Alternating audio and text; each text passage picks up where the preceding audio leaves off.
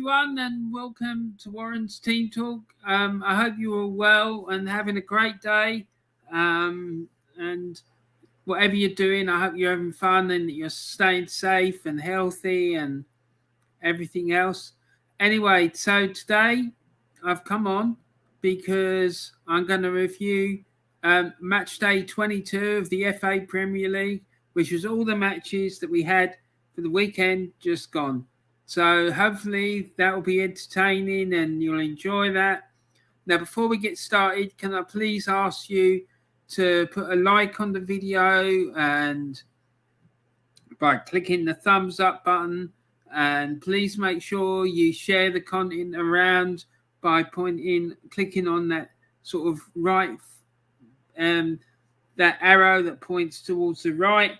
And also, if you haven't done so already, please can I ask you to subscribe to my channel and make sure you click on the notification bell as well, because by clicking on the notification bell, it'll make sure that you get notified anytime I upload any new videos. So that would be absolutely fantastic.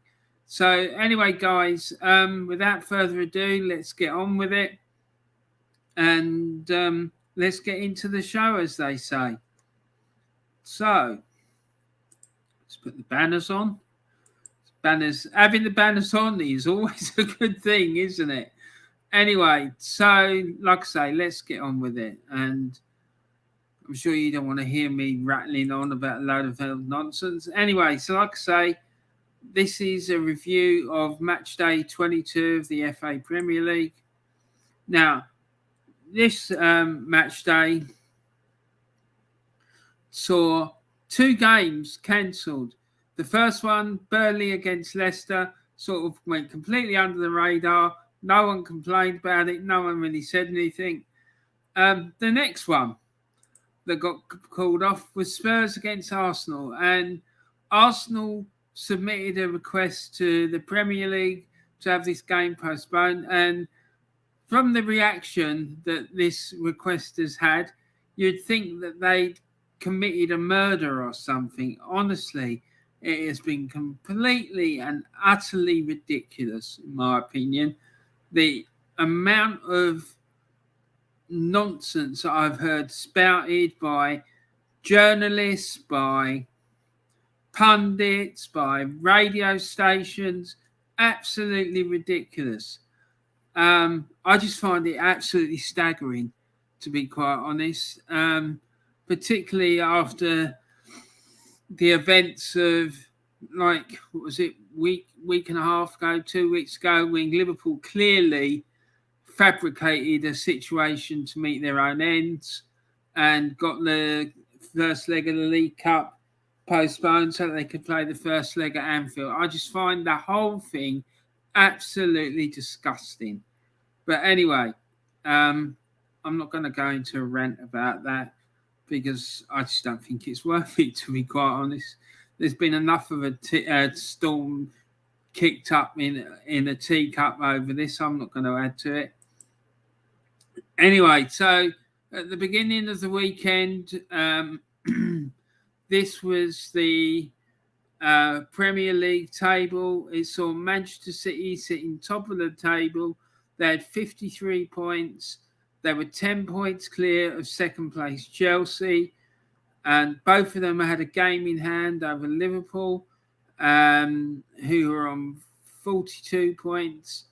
And then in fourth place were West Ham on 37 points. And Arsenal were in fifth with 35 points. And then in sixth place, we had Tottenham, 2 games in hand on fifth place Arsenal with 33 points. Then in seventh place, he had Manchester United on 19 points, having got 31 points. And then in eighth place, again, having played 19 games, you had Wolverhampton Wanderers on 28 points. So that was the top 8. The relegation zone is been heating up quite a lot of late. First of all, we had Newcastle managing to steal Chris Wood away from Burnley in a £25 million transfer deal. This was the league table before the games kicked off. Burnley, Newcastle and Norwich were all in the bottom three. Norwich was sat bottom with 10 points. Newcastle was second bottom with 11. And Burnley was third bottom with 11. Fourth bottom were Watford on 13 points. And fifth bottom were Leeds on 19. And Everton were just above them on 19 points. Now, let's move on. Because there's been a lot of drama over this weekend. There really has, involving football. So let's move on. The first game of the weekend was the M23 derby. And this saw Brighton take on Crystal Palace. The game ended in a 1-1 draw. With Anderson equalising with Brighton equalised in the 87th minute through an own goal from Crystal Palace's Anderson in the 87th minute, and Crystal Palace's Gallagher scored in the 69th minute. And a very well-deserved point for the Eagles. And special praise was handed out to the Palace goalkeeper by Patrick Vieira after this game. And I believe he saved a penalty in this game. I haven't seen the game myself. But apparently he saved a penalty and he played really, really well in this game. So, yeah, Brighton won, Crystal Palace won. A good point for Palace, particularly with the club's relative standings in the Premier League. And if we look at the tail of the tape, as I like to call it, Brighton had 19 shots. They had 4 on target. They had 64% possession. Made 569 passes and had a pass accuracy of 82%. Palace had 3 shots, just 3 shots, that's right, and only one of those were on target. Their possession of 36% and made 337 passes, and their pass accuracy was 72%. So you can understand why Patrick Vieira was so happy, because from the stats, it looks like they got out of jail a bit there, to be honest. But there you go. Next game was the big game of the weekend, the big clash at the top of the table in the race for the Premier League title. And Manchester City beat Chelsea by 1-0. Thanks to a goal from Kevin De Bruyne in the 70th minute. So a good win for Manchester City there, particularly as Chelsea seem to have had the upper hand on them in recent clashes. So we've got a chat here from Taib, and he says, "Hi, Warren." Hi, Taib. Nice to see you, my friend. I hope you're doing well. Nice to see you in the chat. I hope you're having a good day. So this result cemented Manchester City's place at the top of the table. And when we look at the Premier League table in a short while, we're going to see how cemented they are, because they're running away with it at the moment. And it's difficult to see who else will put in a challenge for the Premier League title this season, because they look like they're running away over the hill and far away, as they say. So, Taib says, Warren, I had a dream that I stole someone's bag of potatoes. Laugh out loud. Mate, so what did you do with these potatoes once you'd stolen them, mate? Did you make some chips, or did you plant them, or any of them magic in a big beanstalk grow up in the back garden? What happened, man? You're mad, Totty, but I love you, man. You're so funny. And the tale of the tape in this one was that Manchester City had 11 shots, 6 were on target. They had 56% possession, 576 passes, and 86% pass accuracy. Chelsea, on the other hand, had 4 shots, 1 of which was on target. They had 44% possession, and they had 454 passes, and their pass accuracy was 84%. So you'd have to say that Manchester City probably deserved to win this game based off those stats. But the thing is, you have to look at Chelsea and say they want to go and win the title. They need to do better than that in front of goal. Having 4 shots and only 1 on target, that's not that sort of attacking performance isn't going to win you a title, unfortunately. Anyway, so like I say, the next game, Burnley against Leicester, that got postponed and escaped all the vitriol and nonsense which the other game that got postponed that weekend did. So fair play to Burnley and Leicester. So next game we're going to talk about is Newcastle United against Watford. A massive game at the bottom of the table. A game that ended in a 1-1 draw. And St. Maximin scored for Newcastle in the 49th minute. And it looked like Newcastle were going to win the game and claw themselves out of the relegation zone. But then suddenly, with just 2 minutes left to play, João Pedro equalised for Watford to make it Watford 1-1. So a fantastic result for Watford. But Newcastle, I'm sure they were hoping for better than that.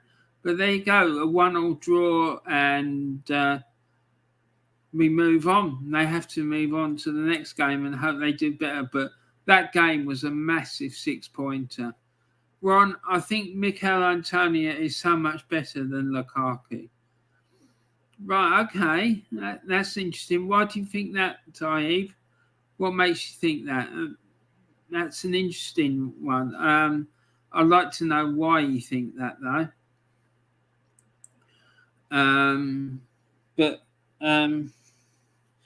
Yeah, because he struggled when he was at United to make an impression, if my memory serves me right. And so I'd be interested to know why you think that Mikel Antonio is a better striker than Lukaku. Let me know. Taib says Lukaku hasn't done anything of note so far this season. Yeah, except for destroying Arsenal early on in the season.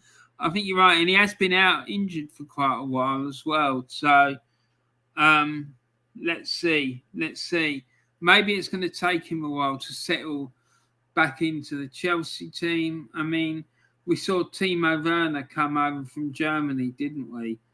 And he struggled when he first came, and he still is to some extent. But yeah, let's see what happens. But I think you could be right, mate. I really do. And the match stats for this game, Newcastle had 12 shots, 1 of which was on target. They had 52% possession, made 405 passes, and had a 75% pass accuracy. Watford, on the other hand, had 18 shots, 5 were on target. They had 48% possession, made 381 passes, and had a 78% pass accuracy. So probably, if you're looking at those stats, you'd probably say that maybe a draw was the right result, but even Watford could have potentially won the game. But there you go. When we were watching the game, it was one of the games that I was covering in Saturday's Matchday Live, and from what I was looking at on that, it looked like Newcastle were the side that was on top, to be honest. But so there you go, a 1-1 draw in that one, and then a game that provided one of the weekend's big talking points. Norwich City defeated Everton by 2-1. 2 goals in 2 minutes from Norwich. The first one was an own goal from Keane in the 16th minute, and then they added to their lead when Idar made it 2-0 on the 18th minute, and then Richarlison pulled one back for Everton on the hour. However, they weren't able to grab an equaliser, and this game in the end was as they say, the straw that broke the camel's back, and Everton pulled the trigger on Rafa Benitez, and he ended up being sacked. So yeah, Everton are now looking for a new manager.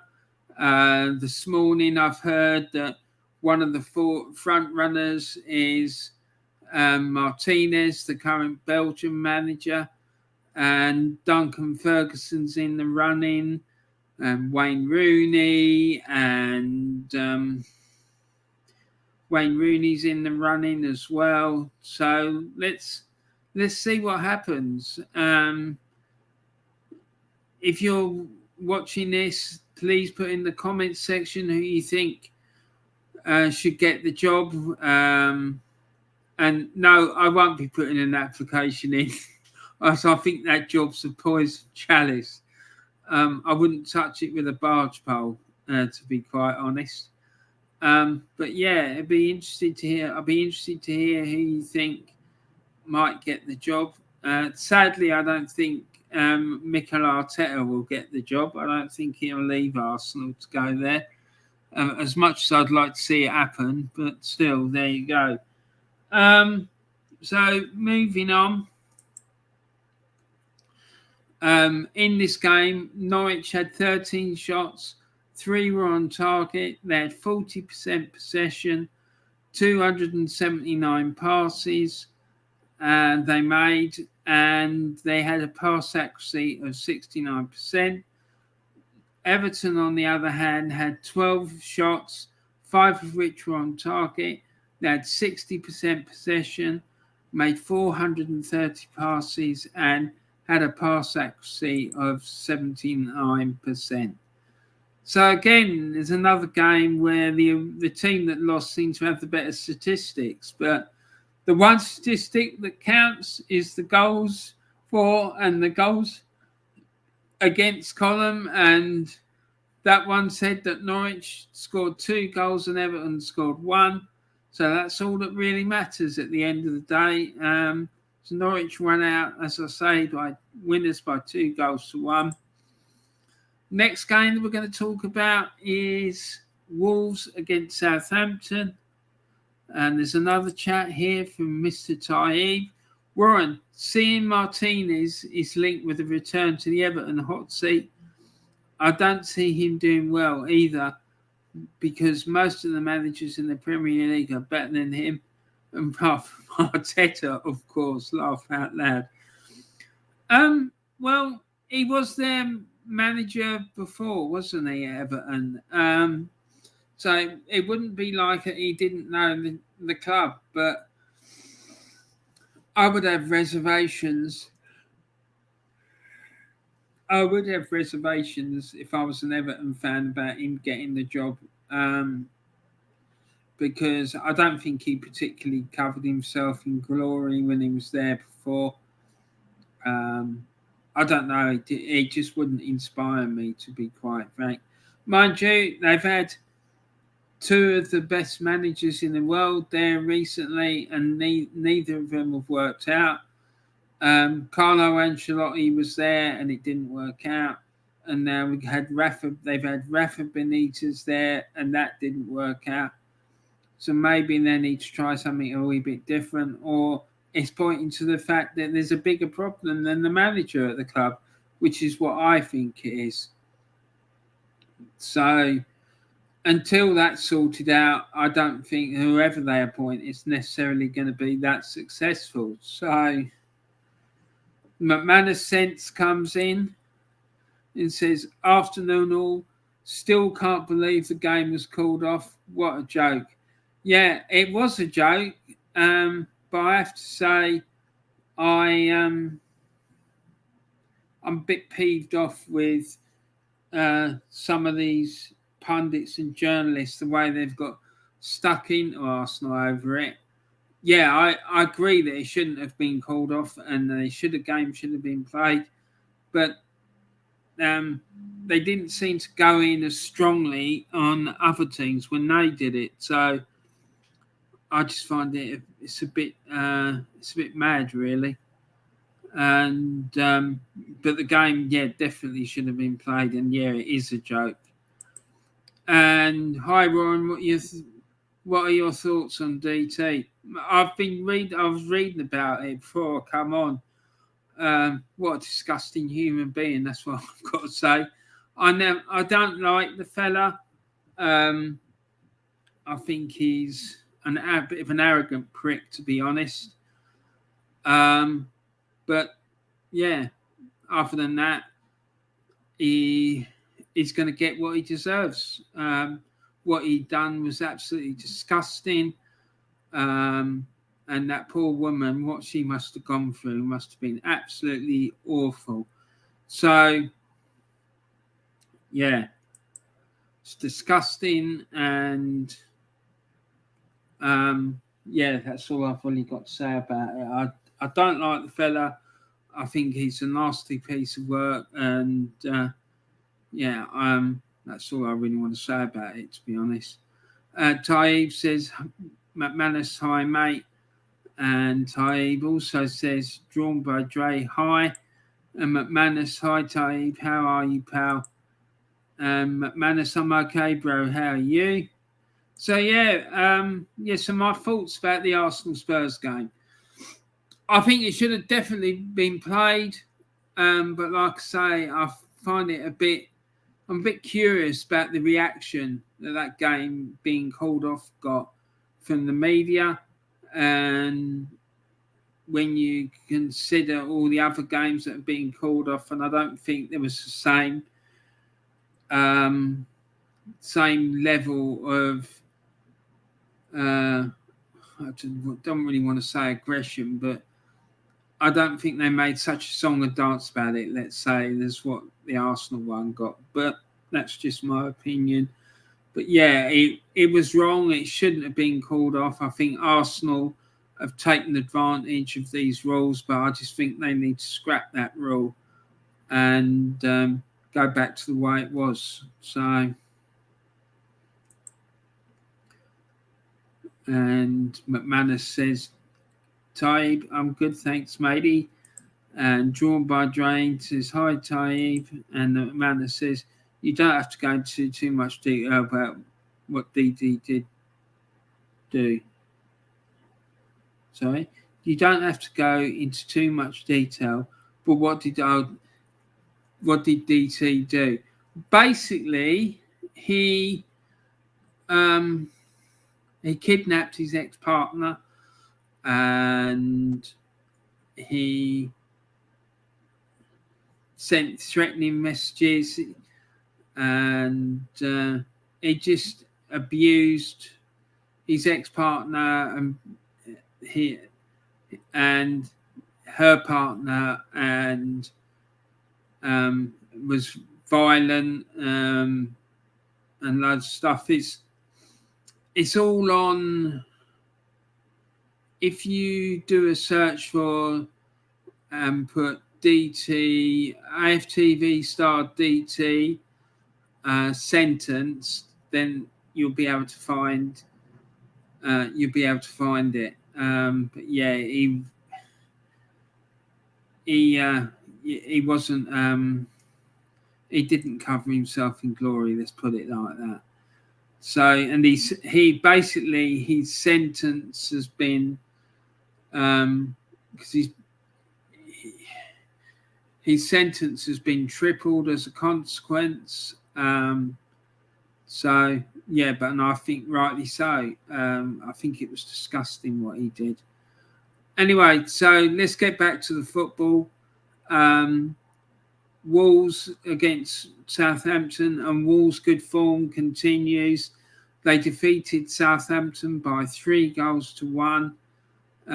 Southampton have scored quite a few goals of late, but they didn't manage to against Wolves, and Wolves ran out comfortable 3-1 winners.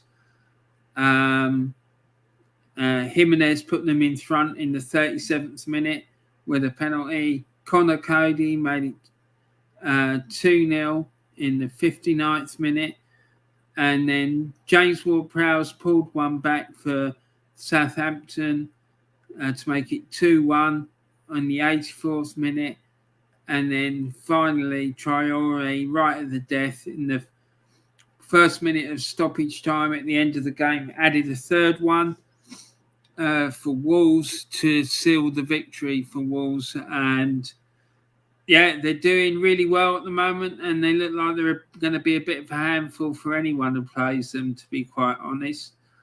So yeah, so Wolves 3, Southampton 1 in that one. And McManus says, Jesus Christ, what an absolute scumbag. Sorry, I generally didn't know. Yeah, let's get back to the football. Mate, you don't have to apologise. It's fine. And I will tell you what I know, and that's what I know. But yeah, go do a search for AFTV star DT sentence, and you'll see a few documents. One of them's from the government website as well, so it's completely official. So it's not like someone's just made it up or whatnot. You don't make stuff up from a government website, do you? So yeah, it is. It's terrible. Taib says there was an Afghan fella living in Solihull. He murdered his wife and her mother several years ago. Right. Oh dear. That's not very good, is it? So match stats for this one. Wolves had 9 shots, 5 on target, and of those 5 shots on target, they scored 3 goals. So that shows you how deadly Wolves are at the moment.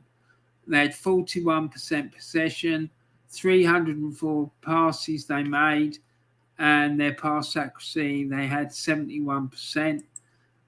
Southampton, on the other hand, they had a lot of shots and had a lot on target. They had 13 shots, 10 on target, but only managed 1 goal. So obviously they obviously had a bit of a problem converting their chances against Wolves. But a lot of teams have had trouble converting chances against Wolves, to be honest, this season. They look really watertight at the back. Southampton had 59% possession, made 426 passes, and a pass accuracy of 80%. So then we had the return of Philippe Coutinho to English football, and he rocked up at Villa Park and made his debut for Aston Villa in a 2-2 draw with Manchester United, and what a way to make his debut. He scored the equalising goal 9 minutes before the end of the game, and Manchester United had raced into a 2-goal lead after 67th minute. In the 67th minute, with 2 goals from their playmaker Fernandes, I should say. And they were gifted United a lead, according to the BBC website, by ex-Arsenal goalkeeper Emi Martinez, and Villa pulled themselves back into the game through Ramsey in the 77th minute. And like I say, just before the end of the game, 9 minutes before the end, Philippe Coutinho popped up, scored a really impressive equaliser on his debut to give Villa a share of the points. So it ended Aston Villa 2, Manchester United 2. And the match stats for this one, Villa had 13 shots, 9 shots on target. They had 55% possession, 540 passes they made. They had an 84% pass accuracy. Manchester United had 13 shots, 6 of which were on target. They had 45% possession, and they made 451 passes, and they had pass accuracy of 81%. Now, in this game as well, I don't know if it was in this game, I think it was before the game or just after the game. Apparently, Man United striker Martial came out and said that he didn't want to play or something like that. So there's obviously massive problems in the dressing room at Old Trafford. So Ralph Rangnick's got a massive job on his hand there to sort that club out. So yeah, it doesn't look too good, that's for sure. And then Liverpool 3, Brentford 0, a very comfortable win for Liverpool. They won by 3-0. Apparently, they looked quite nervy at the beginning of the game and took a while to get into their stride. And then Fabinho gave them a lead just before half-time. And then in the second half, in the 69th minute, Oxlade-Chamberlain added to the scoreline by making it 2-0 for Liverpool. And then just 8 minutes later, Minamino added a third to give them a routine 3-0 victory. So the match stats for this one were Liverpool had 27 shots, 13 were on target. They had possession of 69%. They made 694 passes and a pass accuracy of 82%. And then Brentford had 6 shots, 1 was on target. They had 31% possession and they had 335 passes and a pass accuracy of 63%. So, yeah, Liverpool got back to winning ways after their goalless draw with Arsenal during the week in the League Cup semi-final first leg at Anfield. And so I'm sure they'll be really happy about that. And, they're trying to get themselves back into the title challenge, but I don't think that's going to happen, to be quite honest. I think Man City are too far ahead at this stage of the game. But you never know. Anything could happen. But not that, I'm afraid. The next game at London Stadium saw West Ham take on Leeds United. The game ended West Ham United 2, Leeds 3. I was really shocked by this result, I have to say. I thought West Ham would win fairly comfortably. But Leeds United's Jack Harrison scored a hat-trick for Leeds, and he's now talking about getting call-ups for the England national team and things like that. But I don't know. I don't know about that. But yeah, so McManus senses, what do you make of us being linked with Dusan Vlahovic? Is he good, people say? And do you think we should go for Martial? Right, let's start with Vlahovic. I don't know nothing about him. I've never ever seen him play. The amount of money they're talking about, I just think for a lad of that age with no experience of the Premier League, it's a lot of money to be paying out. It worries me because there's also he's demanding like huge wages as well. So that worries me. And to answer your question, I don't know how good he is. And the fact that he's never played in the Premier League is a bit of a worry because the Premier League is different gravy to any other league in the world. So I don't know, man. I really don't. Anthony Martial, I don't know. That's another one that worries me because what's gone on at United, and he's never really done it consistently, in my opinion, for United. I think he's a really good talent.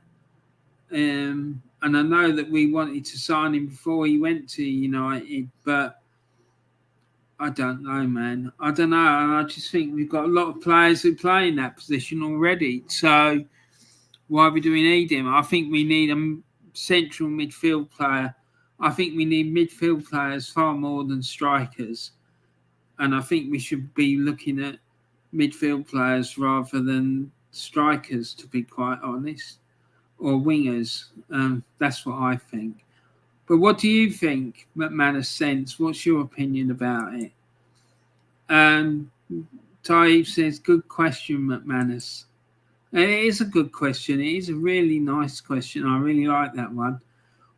Where do all the poor Italians live? Oh my God. And Taib says, in the spaghetti guy. Right. Mate, you're crazy. McManus senses cheese Taib. I'd take Martial. He'd get more game time at Arsenal. And I reckon we'd get a tune out of him. Yeah, I'd hope so. If we're going to pay the amount of money that we need to get him, I'd hope that he'd get a decent amount of game time. However, if he upset Arteta, then don't know. He's obviously upset someone at United after those comments he made at the weekend. So otherwise, he wouldn't be saying that stuff. So I don't know, man. I don't know. Anyone who's slightly controversial, I think Arsenal should steer well clear of, because the problem is you've got a manager who can't handle complex characters, and he can't because he's proven it time and time again. Anyone who's got a complex character, he just can't handle it. Taib says quite possibly McManus. Right, so let's get back to this. And the match stats, West Ham had 15 shots, 5 on target. They had 47% possession, 382 passes they made, and they had a 69% pass accuracy. Leeds had 18 shots, 5 on target, 53% possession, and they made 436 passes, and they had a pass accuracy of 72%. So my summary of this one is it's a shock result, but I think Leeds did really well to get a really good win there. It's a difficult place to go and get a win. So fair play to them for doing that. And they needed the points because they were getting perilously, they were getting dangerously close to the drop zone. So fair play to for Leeds United for that. So the last game of the day was going to be Tottenham against Arsenal. This game got postponed because Arsenal put in a request to the FA to get it postponed. But like I said earlier, this one got postponed. And then there was also... game was it? This game got postponed as well. The Burnley against Leicester game. How many of you saw the same amount of vitriol and people kicking off in the media about this game getting called off as the Arsenal Spurs game? Because I just find it very interesting that the likes of Gary Neville and Jamie Carragher have decided to go in on Arsenal, complaining about it and whatnot, that Arsenal committed a murder. Yes, the game should have been cancelled. Yes, Arsenal have exploited the situation to meet their own needs. I get it. But I don't see them going in on Burnley. I don't see them going on Leicester. So the question is, why is that? That's all I'm going to say about it. Because I just think it's a bit pathetic.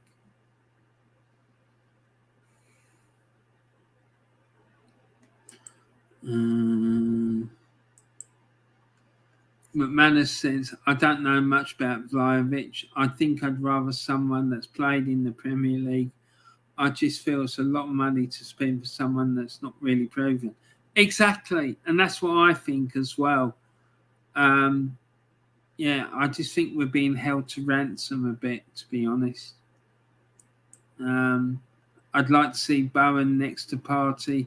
Bowen's look really decent. That's the sort of player we need to be looking at, in my opinion. Absolutely, 100%. We need a midfield player. And after that incident at Anfield the other night with Granit Xhaka, I've had enough of it. I really have. Every single time he plays, you're sitting there thinking to yourself, what's he going to do today? What's he going to mess up? Is he going to give a goal away? Is he going to get sent off? Is he going to give a penalty away? It's just crazy. You can't go into a game worrying about what someone's going to do, what madness they're going to do. It's crazy. Wasn't the reason we wanted the game cancelled because we couldn't field a full squad? Well, allegedly so, yeah, but apparently we had one COVID case, and the reason my understanding was that the reason these rules were brought in was because of the COVID situation, right? But we only had one COVID case, as did Liverpool. When the League Cup match got pulled, but injuries, suspensions, international call-ups, all that carry on. It's all part of football. And my question is still the same now as it was when this first happened, right? Why the hell did Arteta allow Ainsley Maitland-Niles and Florian Balogun and all these other players go out on loan without getting replacements for them? Why? So now we're in a situation where we've got a really, really depleted squad. It's just crazy. I just don't get it. I just think it's absolute madness. Because, like I say, injuries, international call-ups, suspensions, these sorts of things have been a problem in football since the game first started getting played back in the 19th century, and now all of a sudden they're doing this. And I just think a lot of these clubs are doing it to suit their own advantage and not because of that they've got all these COVID issues. Then I'm sorry for any Liverpool fans. I don't mean to upset you or have a go at your club, but that League Cup semi-final being called off, I think was an absolute joke. First of all, the training ground gets shut down. Then the game gets called off. The day after the game was supposed to be played, suddenly it miraculously opens again. The game was supposed to have been played on the Thursday because they didn't have a big enough squad to be able to play the game. Then on Sunday, they had an FA Cup match against Shrewsbury Town, I think it was. And then all of a sudden, miraculously, they're able to field a team. There was all these allegations flying around of falsified documentation being sent to the FA, on the EFL, and I'm not pointing a finger just at Liverpool. I just think it's across the board. All of them are taking liberties, and I think it needs to be stopped. But that's my rant over with. So Taib says, why did the toilet paper fail to cross the road?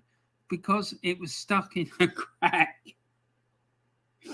Oh my days. I knew that you would do something like that. I knew that you would lift the mood, Taib. Good boy. Well done, son. I love it. I get you, Warren, but to send players on loan, we didn't have to let players go to AFCON. Dennis at Watford wasn't allowed to go. They're contracted at the club. Getting paid by the club makes no sense. Exactly, McManus. You're 100% correct. And that's the point I was trying to make. Obviously, I didn't make it as well as what you've done, but that's what I wanted to say. Like, they didn't have to send them out on loan. We didn't have to let them go to AFCON, but we did. And to me, that is down to the mismanagement of the club. And certainly the players who went out on loan, they shouldn't have been allowed to go out on loan until we had got a replacement. It's just crazy. Because this is the problem we've got now with Juventus. They don't want us to sign this, what's his name, this Mello character or Arthur or whatever his name is, because they want to get someone else in as a replacement. So, and that's the way it should be. That's the way the business works. I think Arsenal got pressurised with Ainsley Maitland-Niles situation. I think they got pressurised by Roma to doing the deal because Roma wanted the deal done quickly, but Arsenal said, no, fuck off. We'll do the deal when we're ready, not when you say. If you don't like it, go and find someone else. Sorry. McManus puts in a load of laughing emojis for Taib. Make Warren laugh, it's quality. Laugh out loud, says Taib. Thank you, Taib. You always make me laugh, son. It's quality. It's hilarious. You're a top man. So, at the end of the weekend, this was the league table. Manchester City are now 11 points clear of Liverpool, who are in second. Although Liverpool do have a game in hand. If they win that game in hand, they will be 8 points, only 8 points behind. They still also have to play Manchester City at the Etihad. And if they win that game, they'll be 5 points behind. If Manchester City lose another game and Liverpool win, then Liverpool will be 2 points behind. So this title race isn't over, but it's looking increasingly difficult. So Arthur, they wanted us to swap him with Partey. That must be on the wacky packy. Yeah, and as Liverpool said, what is it they're smoking over there? That's what I'd say in response to that. And Taib says, no, I don't want Arthur he ain't good at McManus. Yeah, wasn't he the one that they made? There was a film about, and he was laying in a bath of soapy water, like a bubble bath and whatnot. The McManus sense me either, Taib. I don't know anything about him. I don't know how good he is, but we definitely, in my opinion, need midfield players. So Chelsea are sat third on 43 points. West Ham are in fourth with 37. Arsenal have 2 games in hand over West Ham, and they're on 35. Tottenham are sat sixth on 33. I think they're playing during the week, so they could go above Arsenal this week if they win their game in hand. Manchester United are in 7th, having played the same amount of games as Arsenal, and they're 3 points behind. Wolves have played the same amount of games as Arsenal and are on 31. Wolves, we just talked about Wolves. And then the bottom 5, we have Everton. They're on 19 points, having played 19 games. Watford, they're 17th, and they've played 19 games with 14 points. Norwich have played 21 games and have 13 points. Newcastle have played 20 games and on 12 points. And Burnley are played 17 games with 11 points. So if one of those 5 teams down the bottom, because I think it's between them now, really, to be honest, but one of those teams above them may get dragged into it, but I think it's unlikely.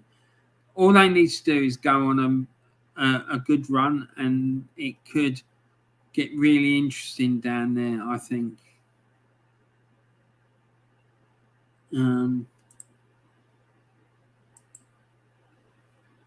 Right. So, next up is the Matchday 22 predictions game. So, my predictions this week, I said Brighton would beat Crystal Palace 1-0, and it ended in a 1-1 draw. I said Manchester City would beat Chelsea by 2-1, and Manchester City won 1-0. Burnley, I said it, but Leicester would win. Burnley against Leicester, I said Leicester would win 2-0. The game was called off. Newcastle against Watford, I thought Newcastle would win 2-1, and it ended in a 1-1 draw. And then Norwich against Everton, I thought it'd be a 1-1 draw, and Norwich won by 2-1. And then Wolves against Southampton, I thought would be a 0-0 draw, and it ended in a 3-1 victory for Wolves. Villa against Man United, I thought Villa would win by 2-1, and it ended 2-2. Liverpool against Brentford, I thought it would be a 3-0 win for Liverpool, and it was a 3-0 win for Liverpool. West Ham against Leeds, I also thought West Ham would win 3-0, but it ended up being West Ham 2, Leeds 3. And then Arsenal against Spurs, I thought Spurs would win 2-0, and the game got called off. So Taib says, Warren, I think players who want to represent their countries in the AFCON should be allowed. Most of the teams in there won't be playing in the World Cup, so why not represent their own country? Yeah, I think any player should be able to represent their country. I think the problem is the way international football's organised. I don't think it's organised properly. Now, when I did my alternative Christmas message, I touched on international football and how I thought it should be organised. So if you want to know about my opinions about that, go and check that out, because I did talk quite a bit about World Cup qualifiers, how the international break should work, and call-ups for international football. So go and have a look at that and put a comment in about what you thought about what I said, because I just think it's not organised at all well. And all this club v country conflicts could be avoided just by simple reworking of the structure of it all. I just think it's a mess. Anyway, so let's have a look at the predictions table after this week's games. So top of the table, we got James Dunlop. He has 132 points and he got 14 points this week. Mick is in second place. He's on 108 points. He also got 14 points this week. Third is my good self. I got 7 points this week. Not very good week for me, to be honest. And I'm on 103 points. Jamie H, he's fourth. He didn't get any points this week because he didn't submit his entries. But he has 8 points. And then Dan, he's in fourth place, although the table says he's fifth. He's bottom, but he's not. He got 2 points this week, and he's got 15 points in total. So, yeah, that's the predictions table. So now I'm going to big up the Gooner Claude Trust, a fantastic trust which seeks to give disadvantaged children the opportunity to go to see a match at the Emirates Stadium. I put a link to their website in the video descriptions. Go and check it out and find out more about what they do, because it's an excellent charity. It was set up in memory of Claude from AFTV, Claude, who was a regular on AFTV until he was asked to leave. That's one way of putting it, I suppose. It's an excellent charity, so go and check it out. And then I want to shout out as well some other really great YouTube channels. There's the Old Skool Gunner YouTube channel. The Old Skool Gunner's been supporting Arsenal since 1992. He discusses all things Arsenal and brings you insightful Arsenal content. Arsenal Alex brings you all things Arsenal, including instant match reactions, and his shorts are absolutely superb and they're on point. And recently he started having Arsenal legendary fan Kenny Ken come on his channel, which is absolutely superb, because what Kenny don't know about sport ain't worth knowing. He loves boxing, he loves cricket, he loves football, in particular Arsenal. Massive Arsenal fan and a top gooner. And then there's Drawn by Dre, bringing you top quality Arsenal related content, including the highly rated and excellent possession-based podcast.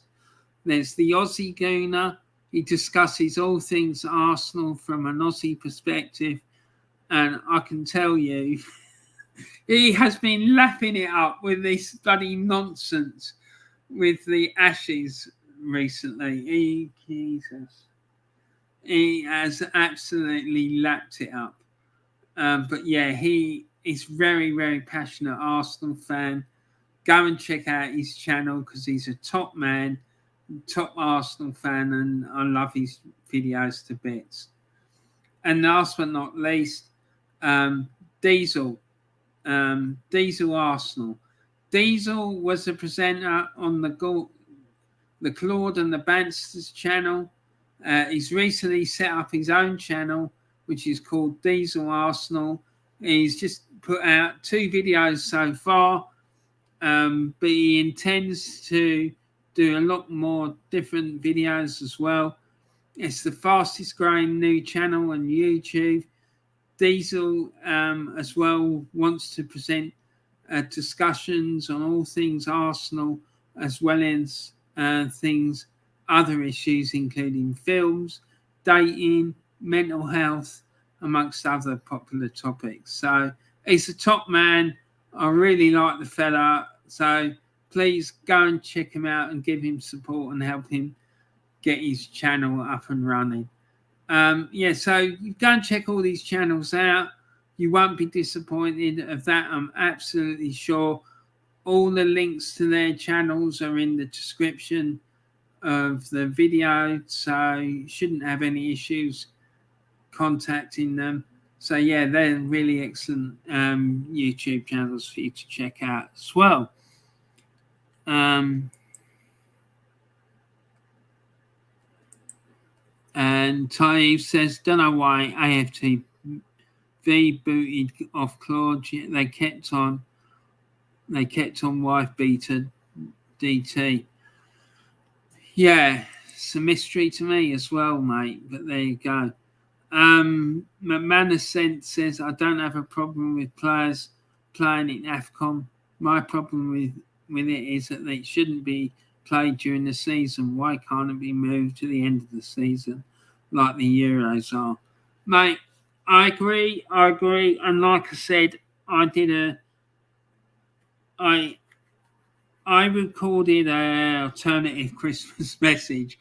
The reason I called it a alternative Christmas message because I just wanted to talk about all sorts of different things, and I couldn't find a really good title for it until I stumbled across the idea of doing an alternative Christmas message.